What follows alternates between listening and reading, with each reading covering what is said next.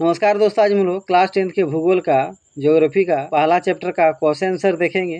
तो पहला क्वेश्चन है, लो अयस्क किस प्रकार का संसाधन है। तो लो अयस्क अनवीकरण योग्य संसाधन है।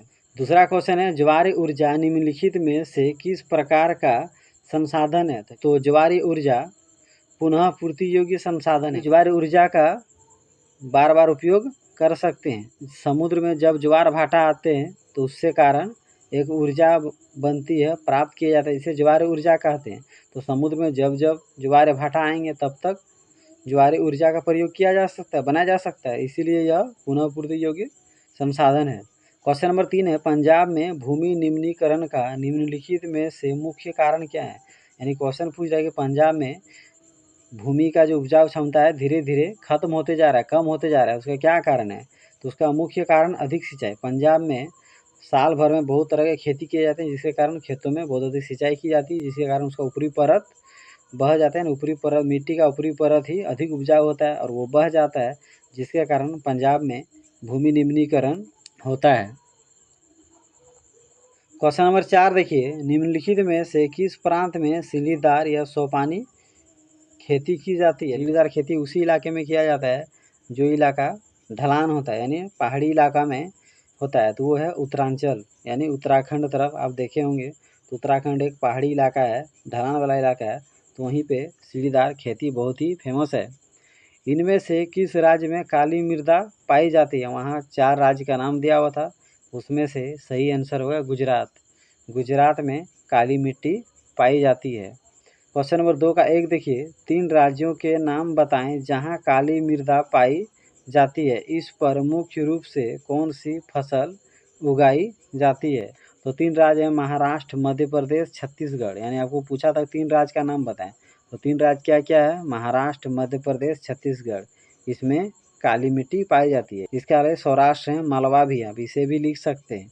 यानी महाराष्ट्र, मध्य प्रदेश, छत्तीसगढ़, सौराष्ट्र, मालवा, यहाँ पे अधिकतर काली मृदा पाई जाती है। फिर क्वेश्चन पूछा था कि इस पर मुख्य रूप से कौन सी फसल उगाई जाती है। तो इस पर मुख्य रूप से कपास फसल उगाई जाती है, यानी काली मिट्टी में सबसे अच्छा कपास की फसल होती है, इसीलिए काली मिट्टी को काली कपास मृदा भी कहते हैं। क्वेश्चन नंबर 2 का 2 देखिए, पूर्वी तट के नदी डेल्टाओं पर किस प्रकार की मृदा पाई जाती है। इस प्रकार की मृदा की 3 मुख्य विशेषताएं क्या हैं। यानी पूर्वी तट के नदी डेल्टाओं पर जलोढ़ मृदा पाई जाती है। तो पूर्वी तट के नदी डेल्टा क्षेत्र में कौन सा मिट्टी पाया जाता है, जलोढ़ मृदा। जलोढ़ मृदा की 3 मुख्य विशेषताएं, आपको यह बहुत उपजाऊ होती है, यानी जलोढ़ मिट्टी बहुत ही ज़्यादा उपजाऊ होती है। क्यों होती है, क्योंकि इसमें फास्फोरस, पोटास, पोटेशियम बहुत ज़्यादा पाए जाते हैं। यह गंगा, सिंधु, ब्रह्मपुत्र नदियों द्वारा लाए गए निक्षेपों से बने हैं। तो डेल्टा वाले इलाका पे ये सब नदियाँ बहती है, इन नदियों द्वारा लाए गए मिट्टी से ही जलोढ़ मिट्टी बनती है। तो जलोढ़ मिट्टी बनने में सबसे योगदान किसका है, गंगा, सिंधु, ब्रह्मपुत्र नदी का। यह मृदा गन्ना, चावल, गेहूं के लिए उपयुक्त है। तो जलोढ़ मृदा में कौन कौन सा फसल बहुत अच्छा होता है, गन्ना होता है, चावल होता है, गेहूं होता है। इनके अलावा और भी बहुत सारे फसल हैं। नंबर 2 का 4 देखिए, जैव और अजैव संसाधन क्या होते हैं, कुछ उदाहरण दें। जैव संसाधन जीव मंडल से प्राप्त होते हैं। तो जैव संसाधन किससे प्राप्त होते हैं, जैव मंडल से प्राप्त होते हैं। इसमें जीवन पाए जाते थे, जितने भी जैव संसाधन हैं सब में जीवन पाए जाते हैं। मनुष्य, वनस्पति, पशु आदि जैव संसाधन है। तो जिसमें जीवन पाया जाता है, तो मनुष्य में भी जीवन पाया जाता है, वनस्पति यानी पेड़ पौधा में भी जीवन पाए जाते हैं, पशु जितने भी गाय, बैल, हाथी, घोड़ा सब में भी जीवन पाए जाते हैं। ये सारे जैव संसाधन हैं। अजैव संसाधन निर्जीव वस्तुओं से बने होते हैं। तो अजैव संसाधन निर्जीव वस्तु से बने होते हैं।